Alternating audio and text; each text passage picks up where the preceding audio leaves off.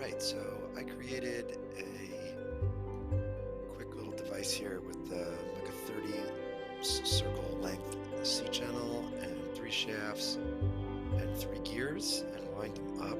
And then I just stuck another piece of C channel onto one of the shafts so I could see if it could actually move. And the key, what we want to do right now is, although we can spin gears and make them spin around, we want to make, if one gear spins, the other ones are going to spin as well.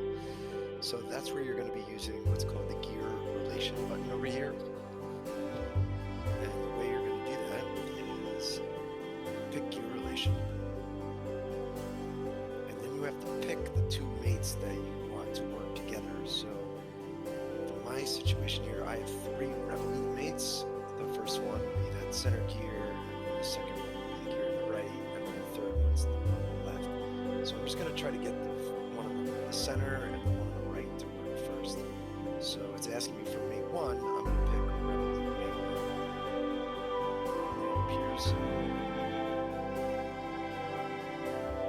And then the second mate will be revolute mate two. And then down here I can pick a ratio. So if the ratio is 1 to 1 or 5 to 1 or whatever it might be, put that ratio here. In this case, this gear and this gear are the same exact size. So this is a 1 to 1 ratio. So I should be fine with that. And if I hit check, and then if I grab and spin one gear, I'll notice the other gear is going to spin as well. And some things I want to check is that they're spinning the correct way. Something else I discovered that you can do, which is fun, is if you animate one of the revolute mates, and to do that, just hover over it. On my computer, I hit Control and then click it, and then I'll see this animate appear. And so I'm just going to animate this so I don't have to worry about that whole dragging it and trying to grab it just right. And I can just hit play, and it'll spin it for me nicely for however long I tell it to. Right now it's set to spin from 0 to 360 degrees, and it'll keep spinning like that. So that's all good. Now, something else to keep in mind, depending on how you set it up, you may have to make some adjustments. So if the gears are not meshed up properly, like you can see right here, mine are not looking so great. You can adjust that by picking that revolute mate and showing both mate connectors, and then pick either one. I'll pick the top one, push down on Control, and then click it, and then you could say Edit. And now here you can change the rotation angle.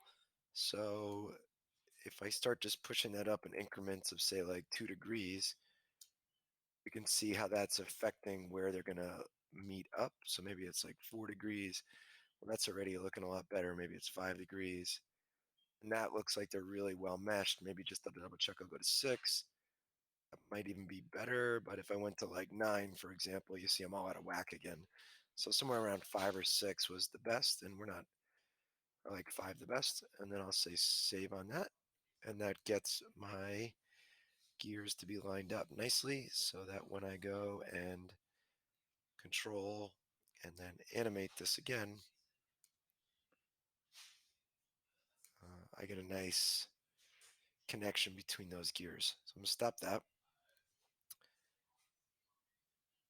Now we're going to set it up so we're not only having these two spin, but I'd like this one to spin as well, the smaller gear.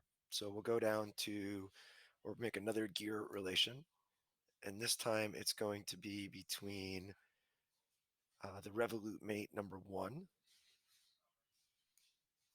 and the revolute mate number 3, which is the smaller gear. And we could test this by just kind of spinning it now, I believe. And we see, yes, it is spinning that. That's good. And it looks like it's spinning in the right direction. And I'm going to say, okay. And again, this time, I think because I've already connected these up, they're meeting pretty well. And now if I animate any of these, let's say I take revolute mate 2 and say animate, we should see all 3 things going at the same time. And I think you can see that. Now, one thing I see that I have to fix here, stop this, is if you notice there, I'll play it again. You can take a look at this. Right now, that gear right here is spinning and this one are spinning, but man, it looks like the teeth are getting all ground up. Something does not look right there. And that's because I forgot to change the gear relation. I didn't set it to the actual ratio that it is. So let's do that. And I'm going to go back to that gear 2 relation, open it up, and it is set to a relation of 1. And this has on it 36 teeth. And if you weren't sure, you could go back to that insert menu and find out that that was a 36 tooth gear. And this one has 12 teeth on it. So the ratio should be 1 to 3. And if you just put a 3 here, that should fix our problem.